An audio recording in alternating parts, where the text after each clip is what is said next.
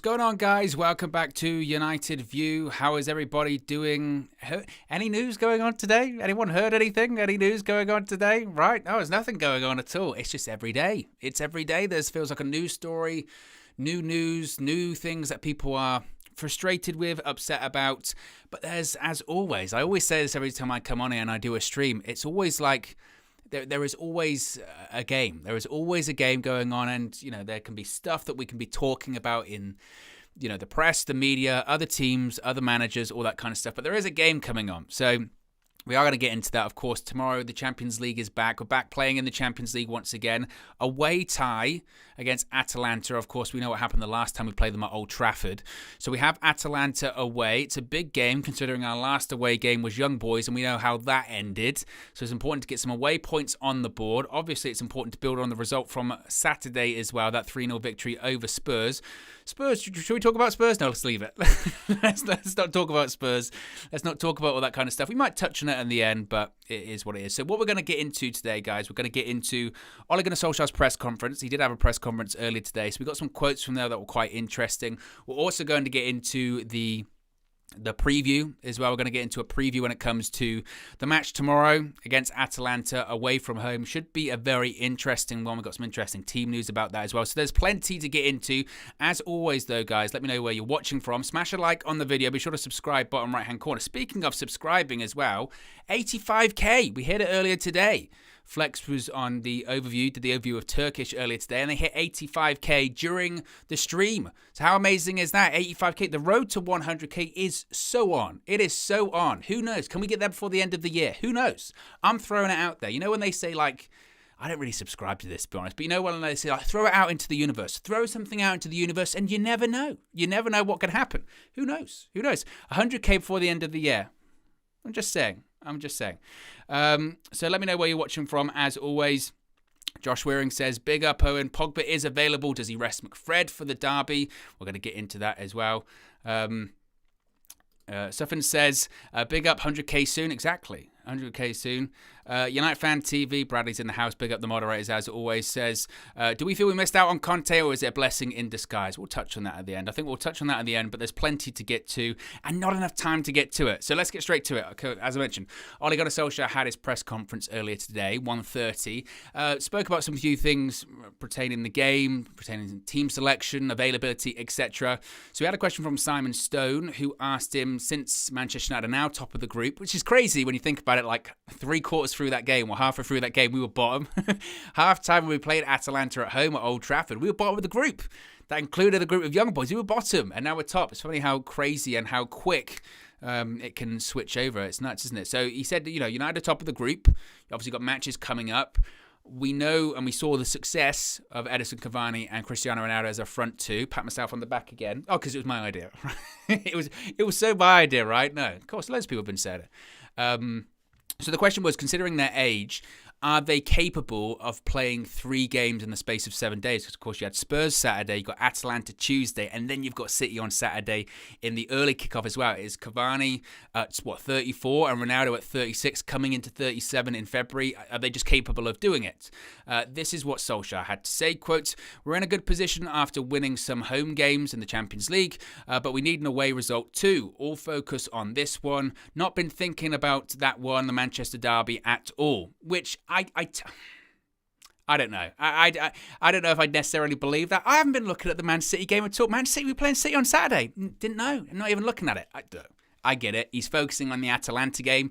But to say, we haven't even thought about Man City. Come on. So Alex Ferguson used to have a calendar, and he used to literally say to people, he used to go up to like Ryan Giggs, go, you're not playing for like 3 games, but you're playing in 3 weeks against so-and-so. Every manager, every team does it. So he didn't really answer that question. Is Ronaldo, or are Ronaldo and Cavani going to be playing tomorrow? I have my thoughts on that. I'll let you know later on. He also said, quote, but everyone is focused. We worked on recovery since Saturday night. Turnaround is quick, but let's see who we can choose from. And when he says who we can choose from, he can choose from a lot of people. There's a lot of people available for tomorrow's game. The only person that isn't available is Victor Lindelof. That's it. That's literally the only person that isn't available. Apart from that, we've got a full squad. which is certainly interesting. As Bradley says, hit the like, people. The go-to reliability is debatable. I feel like KG's christened me that Mr. Reliability thing, and now I just have pressure to live up to it all the time. But as Bradley says, be sure to smash a like on the like button as well, and subscribe, bottom right-hand corner. Let's move on to the next one. Rob Dawson said, do you feel like, obviously, the week after Liverpool, lots of pressure, lots of scrutiny going on, did it create a siege mentality? Solskjaer says it had produced a siege mentality. He also said, and this was quite interesting, and people will run away with this one when it comes to players not playing, because players not playing was a bit of a theme going on there as well.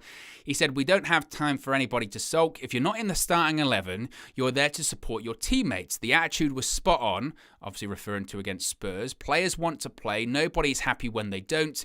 It is the team before any individual. So people can talk about Donny van der Beek. People can talk about Eric Bailly. I've mentioned this a couple of times here before, where he mentions this, everyone's training really well, but as a manager, got to make those decisions, right? Got to make the difficult decisions, the tough decisions, and that's what I'm paid to do. If you're not in the starting 11, you're there to support your teammates. Well, if you're a sub, you're there to be prepared, be ready to come on. Obviously, I guess supporting your teammates is part of it, but I'm not sure the primary function of the substitute is there just to support your teammates. Of course, if you don't come on, you have to obviously, I guess, support your team. I don't know. I found that one a bit of a weird thing to say there, but that is what that is. It was interesting as well because obviously he was asked about tactics rather, because obviously switching to the 3 at the back or the 5 at the back, depending how you look at it at the weekend. An Italian journalist asked Solskjaer, obviously a 3-man defence is similar to what Atalanta use. So, and I think this is a question on everyone's lips, will he play it tomorrow? Will we see the 3 at the back, 5 at the back, whatever, wing backs? Are we going to see that tomorrow, or is he going to revert back to 4-2-3-1? Now, before I say what he says, I think it's fairly obvious. He's going to play the 3-5 at the back. That's what he's going to do. It had success. It would be bizarre and strange and just a really bad decision if he reverted to what hasn't been working. Even against Atalanta in the first half, it wasn't working. Solskjaer can say what he wants. Oh, in the first half, Atalanta were just clinical. We played really well. Well, no. They weren't, because it could have gone to 3-1. That was in the second half as well. So we're conceding chances there. So I think he'll stay with what the tactics that he used against Spurs, certainly at the weekend. But this was interesting. He said, quote, we have a squad to play many different ways. You can put any system out, but it's about the players executing. The way we have played was more important than the system. Which I don't know about that. Do we have a squad that can play many different ways? Yes, but not by design. Not by design. The design of the players we have in the squad is to play 4-2-3-1. Jadon Sancho was bought to play in a 4-2-3-1 formation. Jadon Sancho wasn't bought to play in a side that plays 5 at the back, including wing-backs, and doesn't really have any width apart from the wing-backs. Jadon Sancho wasn't bought to play like that.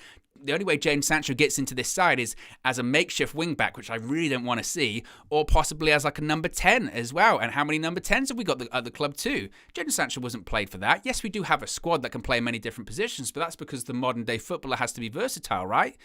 And yes, you can talk about it's the way the players execute it, but also there are players that are better at executing a certain tactical role than others. That's why you purchase them.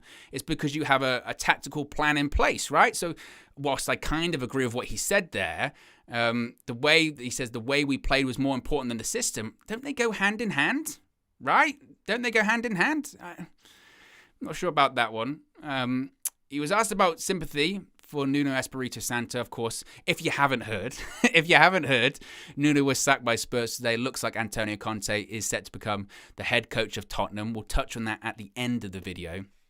But yeah, Conte looks to be going back to London this time with Spurs. It looks like, I think Fabrizio Romano tweeted maybe about 10 or 15 minutes ago, maybe just a bit longer than that, saying that basically it's all basically done. Just got to dot the I's, cross the T's. Conte is in London as we speak.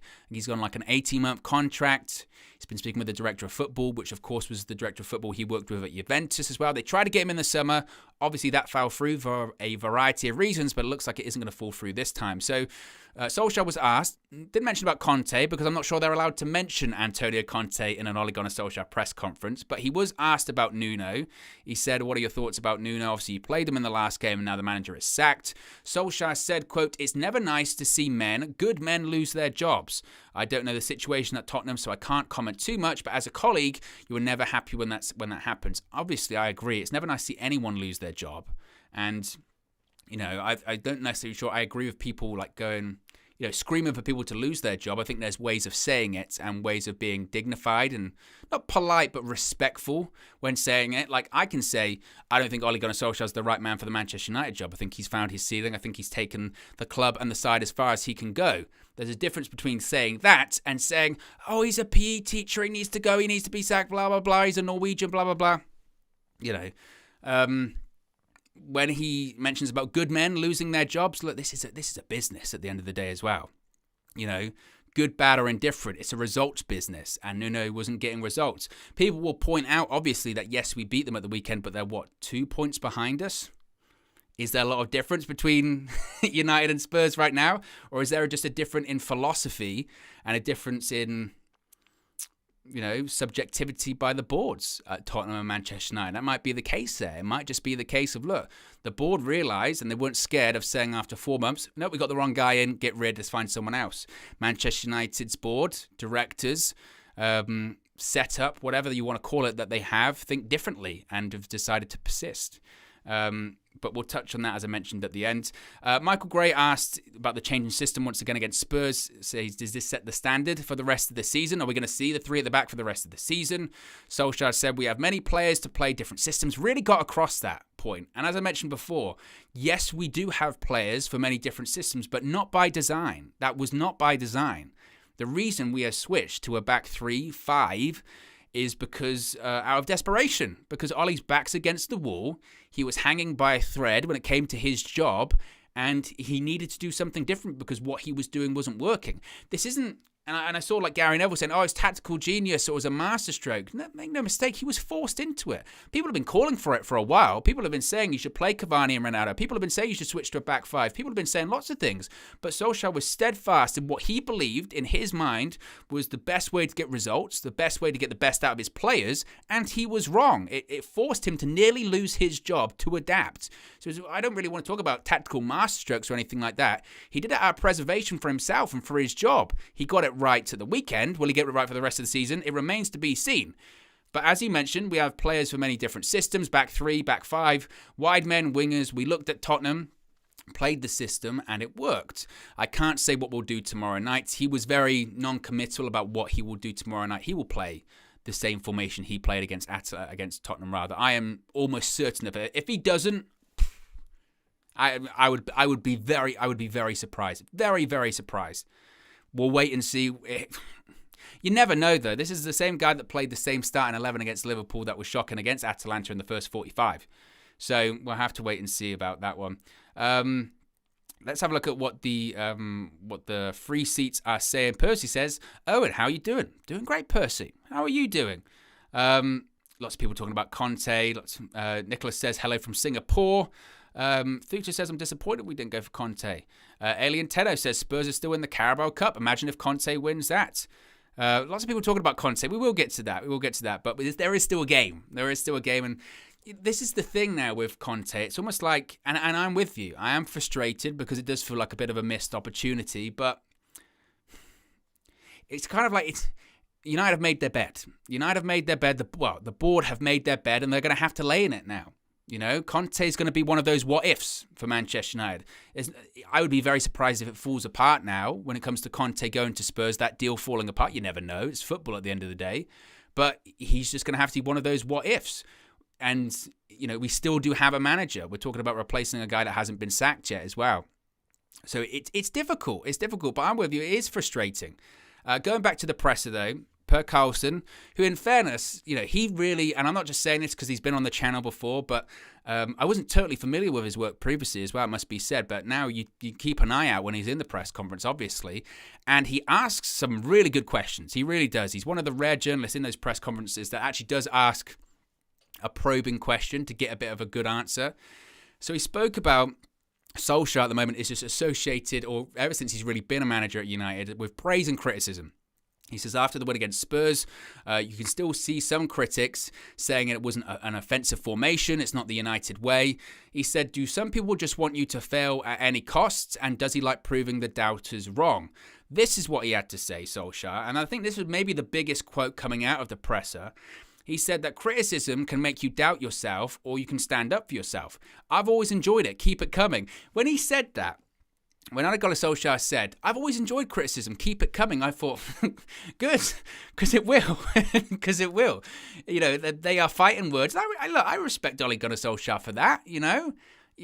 Like he said, when you do get criticised, you have to stand up for yourself. You don't want to roll over and like a dog and tickle your belly and all that kind of stuff and go, oh, you're right, and just sort of slug off. So he is going to stand up for himself and he is going to fight, but when he said, look, I've always enjoyed criticism, keep it coming, I thought, well, it is going to keep coming, especially like tomorrow. If we don't win tomorrow, I'm glad he enjoys it because it will keep coming. If he loses at the weekend against Man City and we get completely smashed like we did against Liverpool, I'm not saying that's going to happen, but if it does, it will keep coming. If we still even though we won 3-0 at the weekend, I still don't think it was a perfect performance by any stretch of the imagination. We played against a really poor Spurs side. And tomorrow might be a bit more of a reality check, or certainly the weekend might be a bit more of a reality check to see how really robust this new formation is. So if he enjoys criticism, and he wants it to keep coming, I think it may. He also said when it came to pundits, obviously people like Jamie Carragher, et al. Have been critical of Ole Gunnar Solskjaer, people on social media.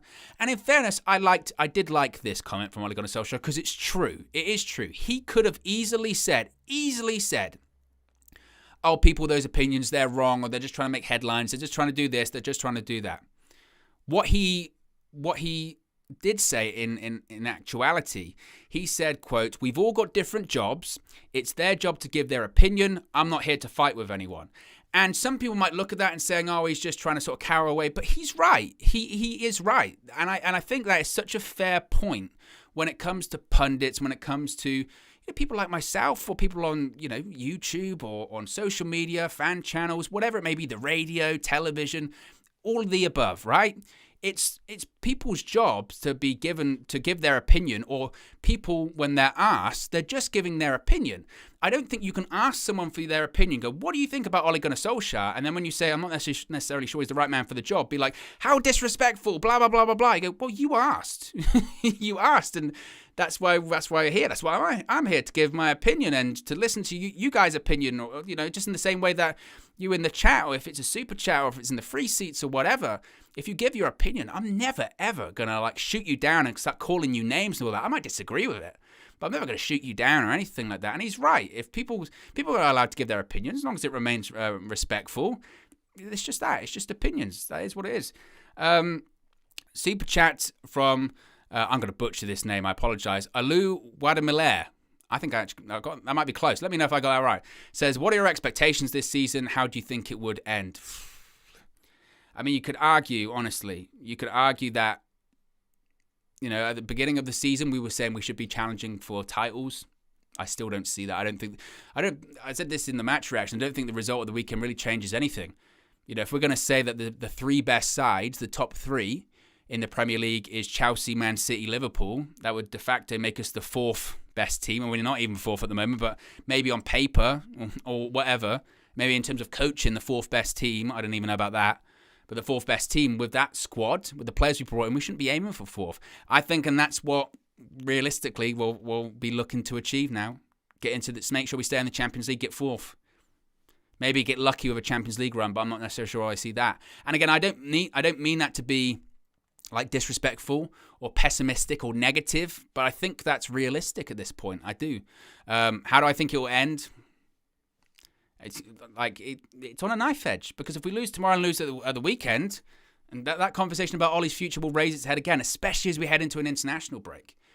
So I think it's difficult to say how it could end, because it's going to change really quickly, really, really quickly. These next two games are massive. They absolutely are massive. But yes, let's get into the preview. I saw someone say, hey, when's the preview going to start? I wanted to get the press conference a bit across, because it does come into it. So as I mentioned, this is the first away game in the Champions League since Young Boys. We know how that ended. Feels like a lifetime ago, that as well. But we are currently top of the group with 6 points. They always say, and it's a Sir Alex Ferguson quote, Solskjaer says it all over, a million times, and all the pundits and, whoever says it, but it is true. Win your home games, you win an away game, you get through. You'll get through.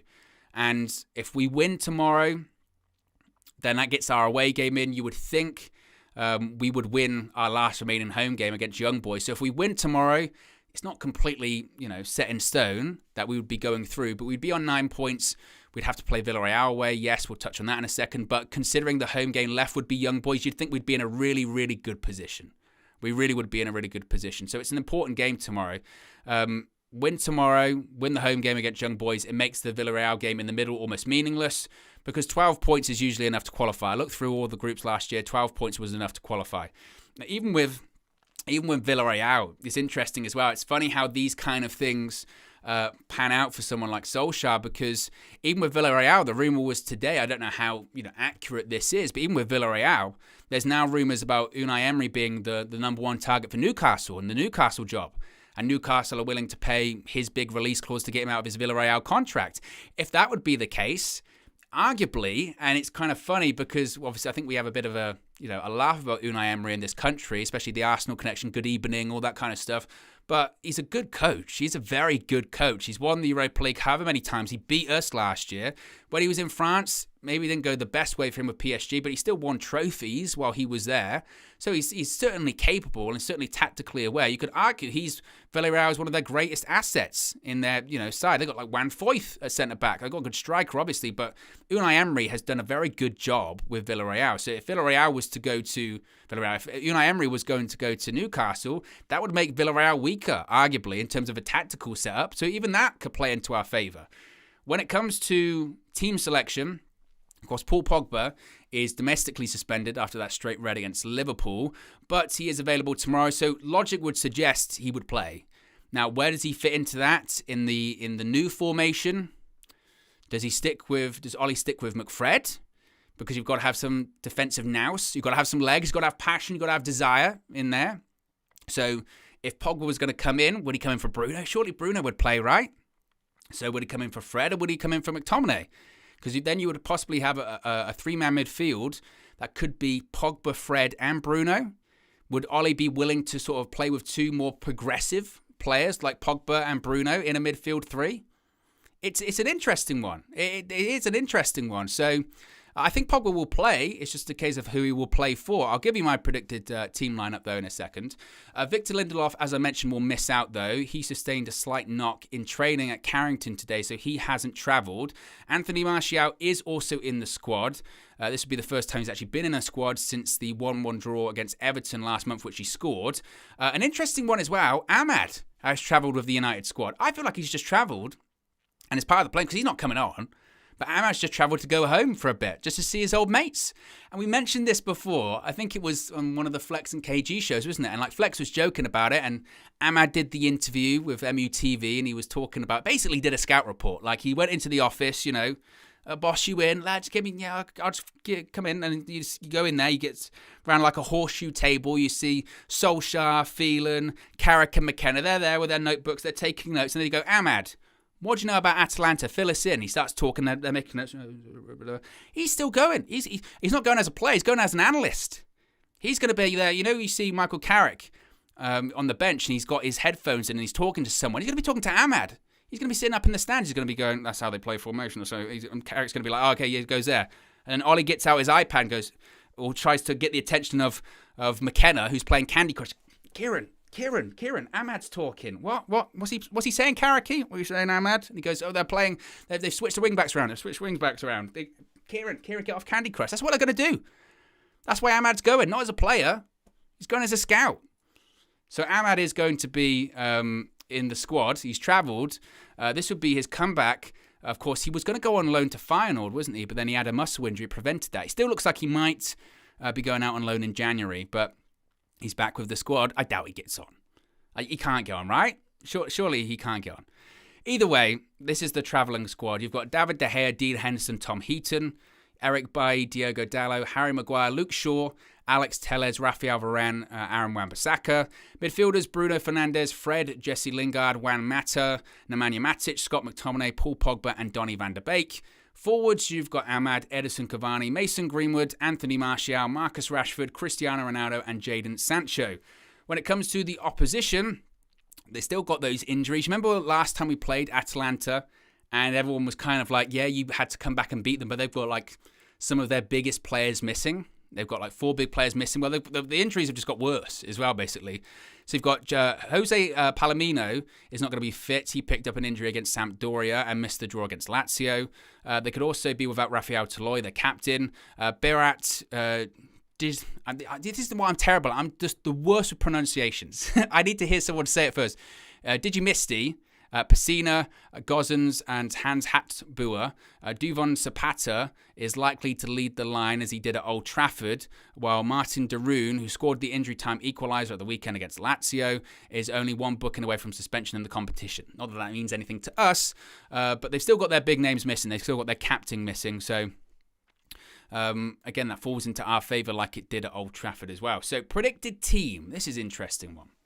What is your predicted team? Let me know your predicted team in the free seats. We've got over 300 people watching. Be sure to smash a like on the video and subscribe bottom right-hand corner. So, yeah, let me know your predicted team. This is what I think. I think it will stick with the back 5. So, I think it's going to be De Gea in goal, Wan-Bissaka, Maguire on the right, Varane in the middle, like last time. You would think, who is that third centre-back going to be? Victor Lindelof is out. He's got a slight knock. Who is that third centre-back going to be? Is it going to be Eric Bailly? I don't think it will be. Even though I think Eric Bailly can absolutely do that job, I don't think it will be. I think we will see a back 3, or the 3 centre-backs will be Maguire, Varane, and Luke Shaw. And I think the left wing-back will be Alex Telles. The reason I say that is I believe it was in The Athletic. Laurie Whitwell said that Ole Gunnar Solskjaer wasn't sure that Varane was going to be back in time for Spurs. So the plan was, had Varane not been back in time for Spurs, is that back 3 was going to be Maguire, Lindelof, Shaw, and Telles playing as a wing-back. So I think we are going to see Wan-Bissaka as the right wing-back, Maguire, Varane, Shaw, and Telles. I think we'll then see, this is the interesting one. That's that midfield, like I said. Does he go with Fred, Pogba, and Bruno? This is the thing. I just don't know if I can see Ollie being that progressive in that midfield. I'm really not sure. I wouldn't be against it. I'd love to see that. Fred, Bruno, Pogba. There's a lot of creativity in there. He might be concerned about maybe the defensive tracking of that. I'm going to say Fred, Pogba, Bruno, but I wouldn't be surprised if he went with like a McFred and say Pogba and left Bruno on the bench. But he can't. You can't, can you? I don't know. Front 2, I don't think it will be Ronaldo and Cavani. Like I said, I wouldn't be willing to risk Cavani. We need Cavani more for the weekend, I think. And I'm not sure with Cavani's injury history, I necessarily want to see him play in 3 games in 7 days. I think he possibly can, but I think it's just a risk. Even when he came off at the weekend, he was sort of touching his hamstring as if to say, oh, nearly overdid it. And that wasn't even 90 minutes against Spurs. So I think we see Ronaldo playing in a front 2 with Rashford. I think that's what we probably will see. So Rashford come on, get a goal at the weekend. I think we could see Ronaldo and Rashford as the front 2. So that's what I'm going with. De Gea, Wan-Bissaka, Maguire, Varane, Shaw, Telles, Fred, Pogba, Bruno, Ronaldo, Rashford. Again, that's not necessarily the team I would play, but I think that's what Ollie might go with. But I think we'll play the same formation as well. What does everyone else think, though? Ray Diaz says Rashford, Ronaldo, Bruno, Shaw, Pogba, Fred, Aaron Wan-Bissaka, McTom, Varane, Maguire. Got to have McFred. Well, you know, exactly. Got to have McFred. What else do people think? United says, oh, that's a bit low, isn't it? Let's move that up a little bit. There you go. Says, it's going to be interesting against super attacking side like Atalanta with this 3-5-2. If it works well, could be a very good for the conundrum against many teams with similar attacking gung-ho style. I think he's going to stick with it. He's going to stick with it. And the idea like, oh, he might switch it. He's not switching it. He won't. And to be honest with you, and I think this is what he might think, is it the end of the world if we lose tomorrow? Pressure would be on for Ollie, and he can't really afford to lose any games at the moment. In terms of the group, probably not. It means we have to go to Villarreal and get a result in terms of a win. But still, if you beat Villarreal and then you beat Young Boys, it's still 12 points. It's enough to go through. But I would ideally like to get this victory tomorrow. Like I said, it makes the Villarreal game almost a little bit redundant because I'm working with the assumption we'd beat Young Boys at home, but who knows, right? I remember a couple of years ago, Mourinho, was it a last-minute Fellaini winner? So, I don't know. I'm not sure with that one, but I do think tomorrow we will get a result, it must be said. As I mentioned, I think Cavani needs to be managed. I think Saturday's game is more important. If Ollie loses, is he going to be let go? No, he's not. Like I said, I think the board have made their bed. They're going to lay in it right now. The only game that I think, if he loses, and depending on how he loses it, that he might be in trouble with, is the City one at this point. Because if we play City, and it is at Old Trafford again, if we play City, we play as bad as we played against Liverpool, and we get completely just drubbed, it's like a 4-0 or a really just they batter us, he might be in trouble then, because when's enough?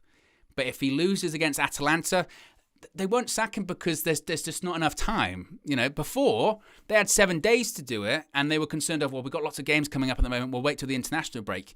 They've made their bed. They made the decision in that Monday and Tuesday. We're waiting till the international break. Ollie's got 3 games. We'll see what happens after the 3. We might not necessarily agree with it. I didn't necessarily agree with it at the time. I'm not sure if anyone can turn anything around in 3 games. I'm not sure anything makes a difference. But that's what they're going with. When it comes to Conte, look, like I said, I almost don't really want to talk about it at this point because we missed our chance. It was very obvious the board never wanted him. You can absolutely question their ambition. It's difficult to even, like I said, talk about and discuss that much because we're talking about a replacement for a manager that hasn't gone yet. And I'm not necessarily sure how I feel about that. If you want to talk about the Conte move to Spurs just in general, I think it's an odd move. I know they went for him in the summer, and I understand that he has the link between him and the director of football that's there. What's his name? Patrici? That was the one at Juventus. But he turned them down in the summer. You have to look at those reasons. He turned them down in the summer, Spurs, because he didn't think they had ambition. He wasn't sure if they were going to let go Harry Kane. He wasn't guaranteed to be able to bring in all of his coaching staff. He wasn't guaranteed money to spend on players as well. What's changed between now and then? Are Spurs that desperate that they've said, we'll give you anything you want? Yeah, okay, we kept Harry Kane, and we are going to buy players in January and all this kind of stuff. Does he think that will change? Because when push comes to shove, when it comes to January, Spurs ain't spending like 70 million on bringing on one player in, all that kind of stuff. That ain't happening. Or you think like before when Conte was at Inter and he was like, it's Lukaku or no one. I want Lukaku in, and Inter had to spend like 75 million on Romelu Lukaku. Spurs ain't doing that. Of course they're not. They got a stadium that they built that was over-scheduled and they couldn't use for 18 months because of the pandemic. Obviously they're in the hole financially a bit because of that. They ain't spending that amount of money. I mean, even Jose spent quite a lot of money last year and it didn't pay off for him. So, I don't know. I really don't know. Super chat from Ray Diaz says, with Conte going to Tottenham, Ollie most likely till the end of the season. I agree. Needs to get out of the group stage and top 4. If he only gets one of those, he's out in the summer. I think that's fair, Ray. I do think that's fair. It really is. I think my thing always, prior to the crisis that we're currently in, was that he would be judged at the end of the season. I think that's just sped up because the results and the performances have been so poor. But I think you're right. Come the end of the season, he's going to be under pressure anyway. That this pressure that he's experiencing right now was going to come at the end of the season if he wasn't successful. It's come quicker because the end of the season kind of looks like a formality at this point as to what we're not going to do. In terms of winning things, competing. That's why he's under pressure right now. Now, as I mentioned, do I think Spurs are going to go out in January and buy players? No. It does make Spurs more competitive, absolutely, because Conte is a world-class coach. I'm surprised he is going there. I did think that he would have waited 7 days because who knows what could happen for Ollie's situation. But like Flex said earlier today, again, it just shows that United didn't want him. But United have made their bed and it's time to lay in it. And if we do lose against Atalanta and against City, and if we had lost to Spurs at the weekend, which we didn't, that's on the board. That's on the board. They made their decision. They had their chance and they froze up. But moving it back to tomorrow's game, prediction, I'm terrible. You know me, I'm terrible at these predictions. I get a message from DJ every time we have a game coming up. He'll message me in the morning, be like, "What do you think today? What do you think the score's going to be?" And I'll message him back. I'll be like, "I don't know. I don't know, DJ. I'm not a gambler. That's why, because I'm terrible with this kind of stuff. You never know, especially with United at the moment. You really do never know. And I know I always say that. Do I think we'll keep another clean sheet? We kept one at the weekend against Spurs. I don't think we will, to be honest. I think Atalanta pose more of a threat than Spurs did the weekend. Look, Spurs should have been posing us way more of a threat, and Spurs did miss a couple of chances, but with Kane and Son and Moura, they should have been posing way more of a threat, but they weren't. But that's because Spurs were playing badly. Despite Atalanta missing players, I do think they'll pose as a threat because they play good stuff. And for the last, 3 years, Atalanta have scored the most goals in Serie A. That's a time period where you've had Cristiano Ronaldo in the league with Romelu Lukaku in that league. Despite that, Atalanta have still been scoring the most goals. That's because they score a lot. They score a lot. And every single game. And I think that will do very well to shut them out. So I don't think we'll keep a clean sheet. I think it will be a 2-1, which is a cop-out, I know, because I always say 2-1 with Man United. Possibly a 3-2 again. I hope we don't have to come from behind in terms of 2-0 at half-time and all that kind of stuff. It's one thing to do that at Old Trafford. It's another thing to do that away from home. Certainly, I think if we were 2-0 down away, as opposed to being at Old Trafford, that result might have been quite a lot different because the crowd completely pulled Manchester United through in that second half as well. So look, Atalanta score goals. As I mentioned, they scored the most goals in Serie A the last 3 or 4 seasons. They've got a good coach. I mean, the one criticism of them you could say is that they do just have one way of playing. And it's like Leeds, isn't it? In the sense that irrespective of how the game is going, if they're 4-0 down, they're still going to be playing the same way. If they're 4-0 up, they're still going to be playing the same way. So when they are trying to protect the lead, they're still always open. So you'll always get a chance. And I think that does play into our favour. But they do score goals, and they do have a good coach. And if the work he's done at Atalanta, considering the other teams in that league, for Atalanta to be this consistently in the Champions League and competing, it's unbelievable, really. So he will have learned a lot from that last performance in the same way that we've learned a lot about Atalanta in the last performance as well. But overall, look, I do think we get a result in Italy. I did think we looked better with that back five at the weekend. I do think this will be closer to reality than that Spurs performance at the weekend because Spurs were so poor. I mean, you look at those last 2 goals that we scored against Spurs, like the through ball to like Cavani and Rashford, nobody's near them. I mean, they're trying to, step up. One player's back. They were just a mess. They were so open. It was ridiculous. Now, you could argue that Atalanta might be similar because that's how they play. They play an open style of football. But I do think they'll play better than Spurs certainly did at the weekend as well. Super chat from Ray Diaz says, if Ollie switches to a 3 in the back and wins top 4 deep in knockout, would you want to keep Ollie with that system or a new person for modern football? Well, look, I've said that I don't think Ole Gunnar Solskjaer is the right man for the job right now. I think that he's, as I mentioned, taken Manchester United as far as he can go. Top 4, I think the top 4 should be a given with this squad. We said at the start of the season, should Manchester United be winning the league? Maybe not. Maybe we don't have the squad for that. I don't know. But certainly we should be in the conversation. We're nowhere near that conversation right now. And even if we got a run in the Champions League, how far would it be to protect his job? Quarterfinals? No, it shouldn't be. If you get to quarterfinals and 4th, the Glazers reportedly are saying that squad should be challenging for titles or winning titles. That ain't happening. Like I said, come the end of the season, which it looks like Ollie's going to last to now, unless something really bad happens over the next few games, it looks like he's going to last to the end of the season, he'll be judged. I think the frustration is for a lot of fans now, and I think more fans are arriving at this point, some faster than others, is realising that the end of the season feels a bit like an inevitability, as I mentioned, as to what's not going to happen. So we'll wait and see. I mean, there are a lot of people talking about Pochettino, aren't there, as well, that maybe United are waiting for him. I don't know. But as I mentioned, I do think with the back 5, we play better stuff. And Atalanta will play better than Spurs. But I do think we'll get a result. But the massive reality, like I said, the reality is going to be there tomorrow in terms of how well this back 5 is going to perform against a team that is actually playing well. The biggest reality is going to come on Saturday with that Manchester City game. If United play well against City, look, the last time they played a back 5 prior to Saturday was against Man City. And we won that game right before the pandemic, right? When McTominay had that last minute goal from nearly however many yards out it was. So maybe it will work against Manchester City, but that will be the reality because City, of course, lost at the weekend as well, so they want to bounce back too. So that's going to be the real indication of, is this back 5 here to stay, or did that back 5 just work because we were playing a poor Spurs side. I think that's the thing that people are sort of saying right now of, okay, did that work really well, or was Spurs just really bad? You know, it's difficult to say. It's like KG and his stats. It's a small sample size. After 2-3 games, we can actually decide, you know what? Is that back five going to work? But let me know your predictions before we wrap it up. We'll wrap this up shortly. But let me know your predictions for tomorrow's game. See what other people are saying. Lots of people talking about Conte. Lots of people talking about Solskjaer and managers and being judged and all that kind of stuff. It's very interesting to see. Percy says, people underestimate Atalanta. They have the home support with their team, the 12th man. Away games in the Champions League are always very tough, very tough. Bilal Ahmed says 2-2. Sufan says 1-1. Lynette Giggs says, wrong time to play City after that defeat. Yeah, they're gonna be up for it. I mean, they should be up for Manchester Derby anyway, but especially after the result, certainly. Ray Diaz says 2-1 United win. Jack says 2-1 United. Unless there is a defensive mistake, you never know. United says 5-3. What, to Atalanta? That would imply 5-3 to Atalanta.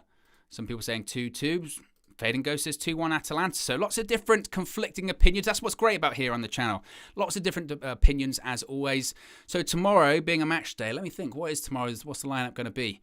Tomorrow, because it's an away Champions League day, that means Flex and KG are both doing the match view from the studio. Now, last time they did that, was a lot of fun. It was a lot of fun to watch.